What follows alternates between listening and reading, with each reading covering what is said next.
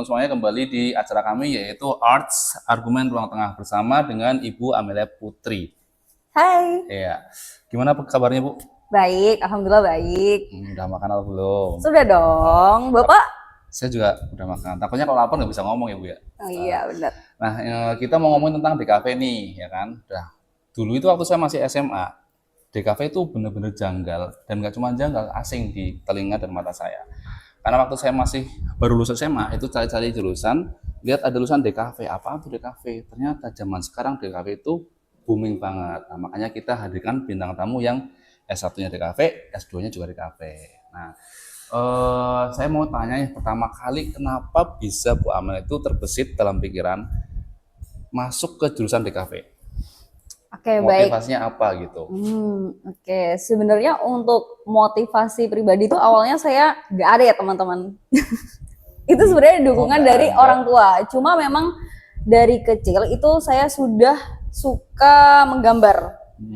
Dan arahan dari orang tua saya itu disarankan untuk masuk ke desain seperti itu. Oh, jadi ada motivasi dari diri sendiri dan orang tua gitu ya? Ya mungkin. Oh, kok mungkin? Jadi nggak yakin dong apa ya? Cut ini guys. Ulang lagi Bu, yang ini Bu. Ulangi, jangan ada mungkin Bu. Kenapa, kan nanti gue yang edit? Oh ya wes. Nah, kalau saya lihat profilnya Bu Amelia nih, S1 tuh ambil di Surabaya ya, di ITS ya. Kemudian S2-nya itu di Jogja. Nah, kalau di Jogja saya paham lah, karena ketika saya baca profilnya Bu Amel itu dia aslinya Klaten. Jadi kalau S2 itu di Jogja wajar, dekat sama rumah. Nah, ini kenapa bisa ambil S1-nya jauh dari rumah gitu loh? Kenapa tuh? Karena kebetulan saya orangnya suka traveling ya Pak. Saya pengen explore lah istilahnya gitu, explore. Jadi saya pengennya yang jauh-jauh. Dan kebetulan lagi saya itu keterimanya di ITS. Oke. Nah, setelah nyampe di ITS nih, waktu S1 di sana di ITS, di kafe di sana itu belajar apa aja, terus mata kuliah yang paling sulit itu apa? Belajar apa aja, belajar banyak ya Pak. Terutama hal-hal yang berbau dengan desain visual seperti kalau semester awal nih biasanya teman-teman tuh bakal belajar Nirmana. Nirmana namanya. Apa tuh Nirmana tuh? Baru dengar. Itu tuh semacam tugas untuk melatih teman-teman kepekaan teman-teman terhadap prinsip dan unsur-unsur desain seperti itu. Ya, nanti bisa di searching aja teman-teman, Nirmana. Itu biasanya ada di dasar desain namanya. Jadi itu pelajaran paling dasar biasanya. Seperti itu.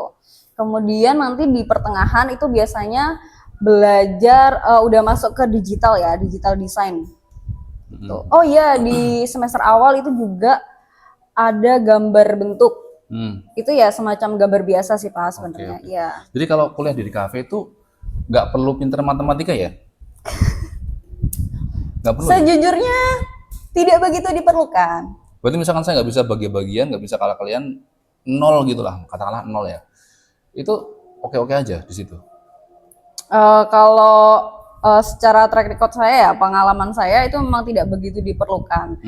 Tapi berpikir struktural itu penting, iya penting sekali. Untuk masuk ke universitasnya kan juga diperlukan itu Pak. Oh iya. Betul, harus ada tes apa namanya itu? TKD. Apa sih? Tes IQ ya? Iya, kemampuan dasar. Kalau misalkan saya IQ-nya lumayan 125 misalkan, cuman saya nggak bisa gambar, bener-bener nggak bisa gambar. Kalau misalnya gambar orang nih cuman bulat, terus 4 biting, tau nggak biting? 4 lidi itu. Iya tahu. Itu dengan kemampuan gambar yang saya kayak gitu, bisa nggak saya masuk ke DKV? Kemungkinan sih gagal. Iya. Gagal. Jadi jangan coba-coba ya teman-teman. Iya, makanya kalau di sini di kampus ini saya nggak pernah ngedesain, karena yang pinter ngedesain tuh Pak siapa namanya? Pak Adit ya, di Mawar. Kalau saya tuh blank, nggak bisa gambar. Cuman kalau misalnya gambar ayam ya udah bulat 1, bulat 2, kaki 2 udah gitu kalau saya bisa gambarnya gitu. Jadi saya itu bukan ayam Pak. Lingkaran biasa teman-teman. Oke. Nah, nih ada pertanyaan menurut saya menarik nih. Mata kuliah apa yang sekiranya kalau saya belajar dalam banget di sana itu bikin bisa saya bertahan hidup setelah lulus, atau dengan kata lain bisa buat nyari rezeki lah gitu, bisa menghidupi keluarga gitu. Jadi kan biasanya kalau ada satu mata kuliah ini bisa ngidupin kita tuh. Itu mata kuliah apa tuh kira-kira? Sebenarnya secara keseluruhan Bisa semua. semua mata kuliah itu Bisa semua. ya bisa semua ya, bisa semua untuk mengais rezeki itu bisa banget gitu. Tapi untuk saat-saat ini kemungkinan di perusahaan-perusahaan besar, nggak cuma perusahaan swasta ya teman-teman, banyak sih. Itu banyak yang membutuhkan namanya branding. Ya, jadi desain logo, kemudian super grafis dan sebagainya seperti itu. Seperti itu Pak. Jadi memang lagi trennya sekarang. Nah, tadi kan saya tanya mata kuliah apa yang bisa buat ngais rezeki. Nah, kira-kira mata kuliah apa yang nggak cuma bisa ngais rezeki, tapi bikin kita nanti rich gitu, kaya gitu. Ada nggak tuh? Kalau bahasa Inggris kayaknya susah. Kalau saya kan dulu S1 bahasa Inggris, S2 bahasa Inggris. Itu susah nyari uang di situ. Nah, kalau di cafe itu saya lihat itu punya prospek besar buat jadi rich gitu. Nah, kira-kira mata kuliah apa sih yang sekiranya masuk itu, wah bisa jadi kaya nih gara-gara mata kuliah ini gitu. Teman-teman kalau misalnya mau jadi kaya langsung, nggak usah ini sih, nggak usah usaha ya, mending langsung ini jadi jadi kedukun. Dukun. Jadi intinya tuh gini loh Pak, Gimana? semua mata kuliah itu bisa aja Bisa sebenarnya, ya? bisa, ya bisa membuat kita rich gitu, bisa untuk mengais rezeki itu bisa banget gitu, asal dari kitanya itu punya ide dan skill yang mumpuni gitu. Jadi dikasih brief apapun tuh kita mampu. Nah itu kan akan membuka semua peluang gitu loh. Oke. Seperti itu. Masuk Pak Eko, masuk. Masuk. Setelah Ibu belajar S1 di kafe dan S2 di kafe nih, dan akhirnya sekarang mengajar di UNIS. Oh ya teman-teman, kalau belum tahu, Bu Amel ini selain ngajar di UNIS, dulunya ngajar di UNY Bu ya? Ya sempet ngajar di UNY, tapi bukan jadi dosen tetap ya teman-teman. Ngajar sebentar lah yang ngasih tutorial gitu lah. Ya. Nah ketika mengajar itu, obstacle-nya atau tantangannya sebagai pengajar, mengajar anak di kafe itu apa tuh tantangannya? Sebenarnya kalau untuk mengajar ini maksudnya anak-anaknya gitu ya, atau Ya gimana? bisa anaknya atau materinya. Sejauh ini sih saya merasa materi praktek ya itu tanggung jawabnya lebih besar. Kalau misalnya dia nggak bisa, itu benar-benar kelihatan gitu. Padahal kita sebagai pengajar seharusnya itu menjadi tanggung jawab kita kan, dia harus bisa seperti itu. Itu sih mungkin kesulitannya di situ. Untuk materinya sendiri bagi saya tidak sulit karena kan ya seperti yang sudah dijelaskan sebelum-sebelumnya juga. Kalau saya kan dari awal emang udah DKV ya, jadi bagi saya itu bukan materi yang awam gitu loh. Jadi kalaupun saya mengajarkan hal itu kepada orang baru, itu bukan sesuatu yang cukup sulit seperti itu. Ya karena udah alamnya gitu ya, Iya, guys, betul. udah alam di situ. Nah, Bu Amel kan selain ngajar, dulunya pernah kerja sebagai desainer di perusahaan ya, di Surabaya sana Bu ya? Ya, Di betul. Surabaya. Nah, bagi teman-teman yang nggak suka ngajar nih, bisa kerja sebagai desainer di perusahaan. Nah, suka dukanya nih kerja di perusahaan dibanding dengan di kampus sebagai pengajar itu bandingannya seperti apa Bu? Yang paling kelihatan itu ada di pressure dan deadline ya. Kalau Di perusahaan. Jadi deadline dan pressure-nya itu udah harus karya gitu. langsung Ya, sedangkan jadi gitu ya. ya betul. Dan itu berentetan gitu. Jadi teman-teman buat yang mau di perusahaan ataupun studio itu memang harus bersedia bekerja di bawah tekanan. Tapi it's fine teman-teman, itu nggak apa-apa gitu. Untuk belajar gimana ya? Untuk memupuk skill teman-teman dalam mendesain itu menurut saya oke banget. Untuk kerja di studio atau perusahaan itu bakal ngebantu banget gitu, dan akan memperbanyak portofolio desain teman-teman gitu. Ya, sedangkan kalau jadi pengajar kan nggak apa ya, nggak se pressure itu ya, pressure-nya lain lah teman-teman, pressure-nya lain gitu. Kalau jadi dosen tuh menurut saya, kalau saya kan dosen juga ya. Ya. Itu kok saya nggak ada ngerasa pressure sama sekali loh, nggak ada. Kalau Bu Amel gimana? Ada pressure nggak menurut Bu Amel? Untuk saat ini belum ya teman-teman, ya, karena kebetulan saya masih dosen baru, jadi untuk pressure-nya belum begitu. Nah teman-teman nih ya, kalau mau, sorry ya saya potong ya, teman-teman kalau mau kuliah di sini enak, kenapa? Karena dosennya nggak ada yang ke pressure. Kalau nggak ke pressure itu bahagia, kalau bahagia itu ngajarnya enak, mahasiswanya bahagia, itu kuliah di sini enak banget, dosennya enak semua guys, gitu guys. Sorry saya potong Bu. Nah itu Bu, nah Kalau masalah pendapatan nih, Ya. sorry ya, tapi ini nggak ngomongin angkanya berapa, cuman pendapatan sebagai desainer di perusahaan berbanding dengan pendapatan sebagai dosen di kampus swasta ya ini ya, bukan PNS guys. Itu, sorry, kalau boleh tahu besaran mana? Kalau itu tergantung perusahaan dan Oh unitnya iya ya, kampusnya. iya itu yang pertama. Dan kedua tergantung tempatnya ada di mana. Kan biasanya menyesuaikan UMR ya teman-teman pastinya. Ya, seperti itu aja Oke, sih Pak. oke. Ya, Jadi ya misalkan kayak bola nih, sama-sama main bola, gaji di Real Madrid sama gaji di Newcastle itu gedean Real Madrid guys. ya betul. Oke, Tapi paham, paham. tentunya ketika saya sudah memutuskan sesuatu, saya ingin lebih fokus mengajar, itu pasti ada apa ya eh, hal-hal positifnya lah yang ingin saya pelajari dan saya ambil gitu dari sebelumnya seperti itu. Oke, Bu, misalkan nih saya lulusan baru S1 di kafe, baru lulus banget.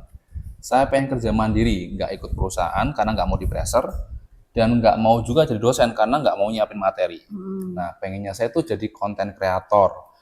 Skill apa aja yang saya butuhkan agar bisa bertahan menjadi konten kreator, atau bahkan nggak cuma bertahan, jadi konten kreator yang terkenal gitu. Skill apa sih yang dibutuhkan? Oke, mungkin hal pertama yang mesti teman-teman bisa dan cari mungkin idea dulu ya teman-teman. Idea atau mungkin yang tren saat ini tuh apa. Nah, itu yang dibahas gitu. Itu yang dibahas. Kemudian yang kedua untuk tools yang wajib teman-teman apa ya pakai. Mungkin ya untuk editing video ya tentunya kan konten kreator pasti berhubungan soal video gitu. Jadi harus bisa seperti itu. Tapi yang paling penting menurut saya itu idea. Walaupun HP-nya buluk. Ya paling nggak untuk kamera itu kalau bisa kelihatan orangnya teman-teman. Jangan blur dong. Kalau blur percuma, percuma dong. Seperti itu. Tapi HP menurut saya emang HP 2 idea jutaan sih. bisa lah ya. HP 2 jutaan bisa lah ya. P2. Jutaan itu kayak apa ya? Ya sebenarnya untuk kamera dan tools editing itu ya itu penting teman-teman, itu penting dan memang harus bisa ya untuk mengoperasikan kamera dan editing pakai software edit itu emang harus bisa. Tapi yang terpenting itu ada di ide dan konsep. Kalau konten Kalau buat pemula iya. nih, ngedit video, software yang paling cocok buat pemula ngedit itu apa tuh? Kalau sekarang sih CapCut ya teman-teman. CapCut ya. Kalau CapCut sama Aurora. Filmora. Oh iya Filmora Pak, Aurora lagi. YouTube ya guys ya. Filmora sama CapCut ya 11-12 sih menurut saya. Ada yang tapi After Effect. UI-nya itu mudah gitu loh teman-teman buat Kalau yang After dipelajari. Effect itu buat ngedit apa After Effect? Sama video tapi dia cenderung motion. Motion. Apa tuh motion? Motion grafis itu gambar digerakin Pak. Aduh gimana nih? Oh berarti gambar digerakin pakai After Effect bisa. Bisa. Kalau Canva gimana Bu? Kalau Canva kebetulan saya belum pernah ya teman-teman ngedit video pakai Canva itu belum pernah. Cuma kalau memang maksa pakai Canva itu sistemnya mungkin hampir sama kayak PPT. Oh, berarti emang yang paling bagus Jadi ya? frame per frame gitu di editnya.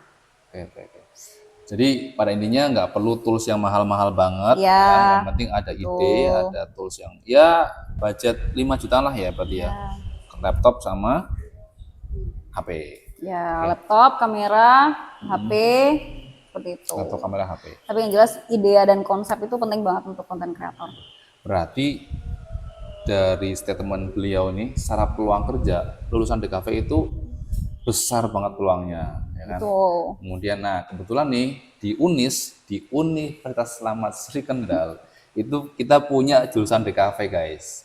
Nah jika teman-teman pengen lulus terus langsung dapat penghasilan dengan mudah, nah bisa gabung di UNIS ya Bu ya, di Ya, prodi betul. jurusan DKV. Desain komunikasi visual Nah UNIS. caranya gimana Bu? Dan kebetulan harganya terjangkau ya teman-teman. Berapa tuh Bu? Untuk caranya nanti teman-teman bisa hubungi nomor di bawah ini. Kemudian untuk biayanya mungkin per bulan itu teman-teman akan mengeluarkan uang sebesar 450-an ya teman-teman. Jadi itu udah clear lah untuk per bulannya seperti itu. 450-an aja, Bu. Iya. Gila, murah banget tuh, guys. Iya, itu murah banget teman-teman. Paling murah affordable banget. Jadi bukan scam. Iya, bukan scam. Kalau kita itu lihat ada orang bilang bahwa kuliah itu scam. Enggak, guys. Scam itu karena kemahalan. Tapi kalau itu affordable, itu enggak scam. Bayangin Iya, aja kalian cuma betul. ngeluarin 20 juta sampai lulus, gajinya enggak tahu sampai berapa gedenya gitu. Jadi it's not a scam. It's Yes. real good investment. Right. Oke. Kuliah di Cafe Unis bukan scam. Yes. Nah, kita udah di penghujung acara nih, guys. Sebelum kita tutup acara ini, biasalah seperti podcast pada umumnya ya, kita minta closing statement dari Ibu dosen kita. Apa nih, Bu, closing statement buat kita? Oke, karena saya dari DKV, ini khusus buat DKV ya. DKV Unis, affordable dan terpercaya. Ya. Nah, teman-teman, itu profil singkat dari salah satu dosen kita dan di Unis. Semoga membuka wawasan baru buat teman-teman semuanya ya. Bye. Terima kasih. Bye-bye. Sama-sama.